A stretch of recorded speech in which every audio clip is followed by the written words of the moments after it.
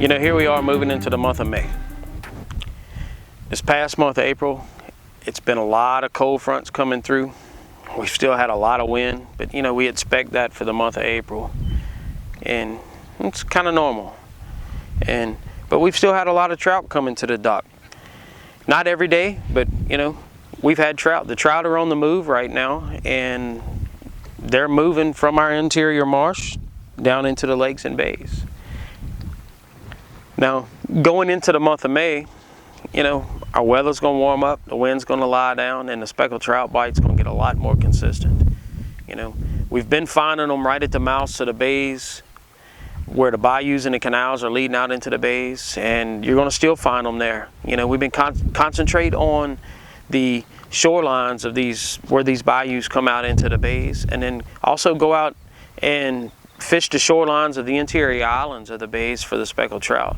You know, as the water starts warming up and getting up to about 78 degrees, you know, at that point, you know, your shrimp's going to grow, and the speckled trout are going to congregate and become more in one area, and the bite's going to be on. You know, at that point, you know, shrimp's going to be your bait of choice, either live shrimp or, you know, an imitation shrimp, an artificial style shrimp. DOAs are going to be good. That's pretty much what we're waiting on right now. I mean, and that's going to happen here in the month of May. I expect it to be not very long, you know, a week, 2 weeks, as the water starts warming up. That really changes that whole pattern of what they're doing.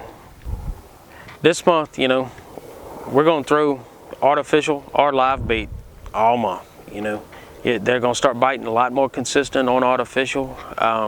You know, imitation of shrimp baits are good. You know, DOAs. Man, the new voodoo shrimp is going to be awesome this year. And depending on your water clarity, if your water's clear, go with a natural color, more of a natural, like, you know, kind of the brown and the white. Voodoo shrimp with the little chartreuse tail is a good one. Or, you know, if the water's more muddy, in that case, you know, throw more of like a black and chartreuse. Get away from the shrimp baits. Throw black and chartreuse, purple and chartreuse. Throw them under a cork.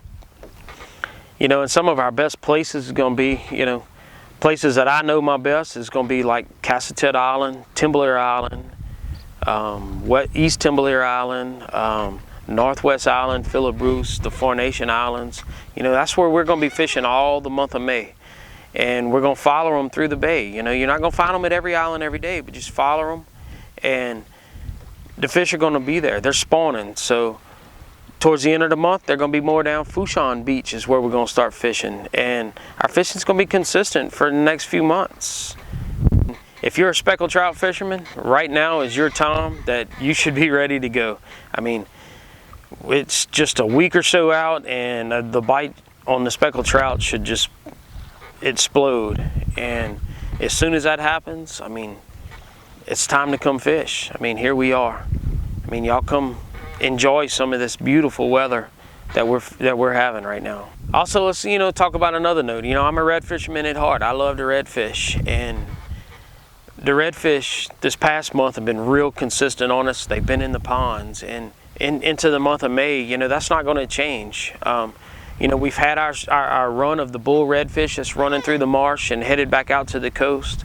We're still catching a lot of bull redfish in the marsh. You're still going to catch them in the beginning of the May, but we're starting to catch some of the smaller fish. You know, they're moving through also. But the consistency of the redfish have just been phenomenal. I mean, they're everywhere. And here in the month of May, you know, they're going to stay everywhere. They're going to be in the ponds, on the cuts. You know, our tide's starting to come up really high, as it does every summer.